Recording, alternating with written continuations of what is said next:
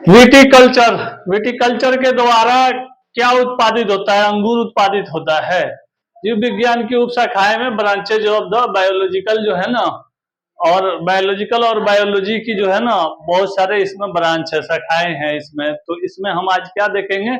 जैव विज्ञान की उपशाखाएं में विटिकल्चर के बारे में आज आप लोगों को, जो मैं थोड़ा बहुत भी जो ये सब बता रहा हूँ, आप लोगों को यही सब बता रहा हूँ। तो अब आगे इसमें बढ़ते हैं, क्या देखेंगे? जेनेरोटोलॉजी के अंतर्गत वृद्धावस्था एवं आयु वृद्धा के प्रभाव के विषय का अध्ययन किया जाता है। विटिकल्चर में कौन सी कीट वर्म प्रयुक्त होता है? ये केचुआ अर्थवर्म होता है, जिसको हम अर्थवर्म के नाम से जानते हैं।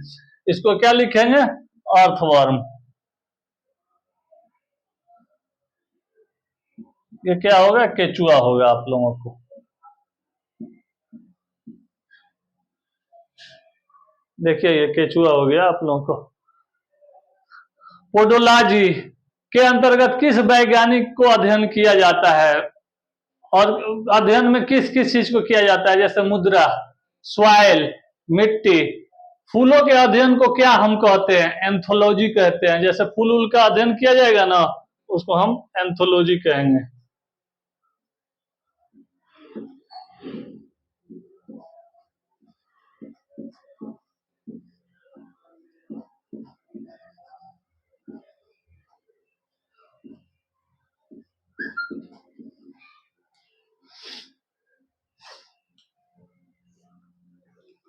कीटों के वैज्ञानिक अध्ययन क्या कहलाता है? एनोमोलॉजी, एंटोमोनोलॉजी कहलाता है। जनसंख्या एवं मानव जाति के आंकड़ों का अध्ययन क्या कहलाता है? जनाकिकी, डेमोग्राफी कहलाता है। जीवाश्म वनस्पति पैलानिमियो बोटनी के अंतर्गत पादप जीवाश्म, फॉसिल्स, प्लांट्स एंड जो इसका स्टडी जो अध्ययन किया जाता है, वो विभिन्न संस्कृतियों के वैज्ञानिक विवरण के तुलनात्मक अध्ययन को क्या कहा जाता है? एथनोलॉजी कहा जाता है। सब्जी का अध्ययन किस शाखा के अंतर्गत किया जाता है? ओलोरिकल्चर, ओलिकल्चर के द्वारा किया जाता है। और जो कृषि जो हम करते हैं उसको क्या कहा जाता है? जो एग्रीकल्चर कहा जाता है। भारत क्या है? एक कृषि प्रधान देश है। लेकिन अब जो आने वाले टाइम में क्या होगा, ये जब सारे मॉल्स खुल जाएंगे, सारे जब यहाँ पे टेक्नोलॉजी आ जाएगी, जब ट्रेड कॉमर्स का बहुत ज्यादा ये हो जाएगा, कृषि पे इंसान आत्मनिर्भर नहीं रहेगा, तो हम क्या बोलेंगे?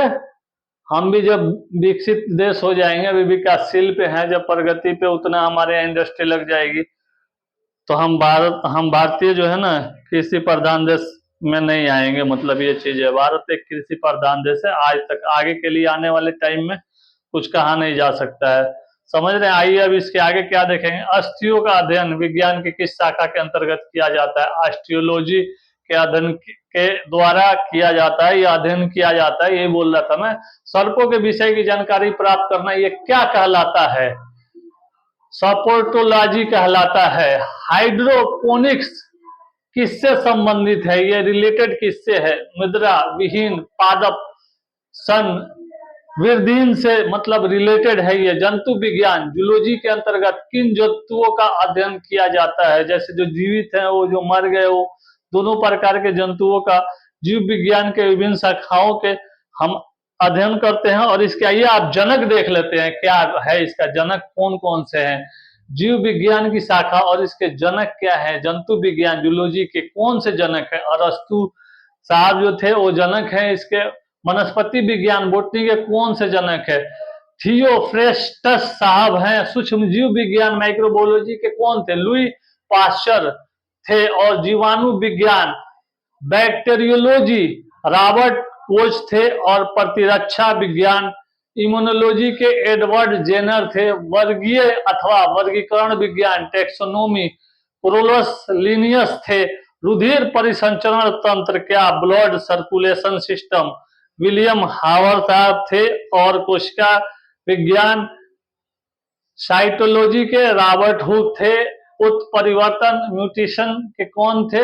हुग्रो की वरीज थे। कवक विज्ञान माइकोलॉजी के एंटन डी वेरी थे। पादप शरीर क्रिया विज्ञान प्लांट साइकोलॉजी स्टीफन हेल थे। आधुनिक वनस्पति विज्ञान मॉडर्न बोटनी के कौन थे?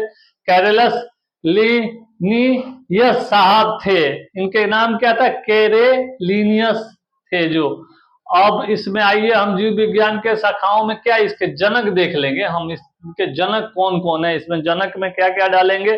रुधिर मंग देखेंगे, ये उसमें क्या है वो रुधिर जो है ना वर्ग देखेंगे, ब्लड ग्रुप देखेंगे। रुधिर में क्या देखेंगे हम लोग?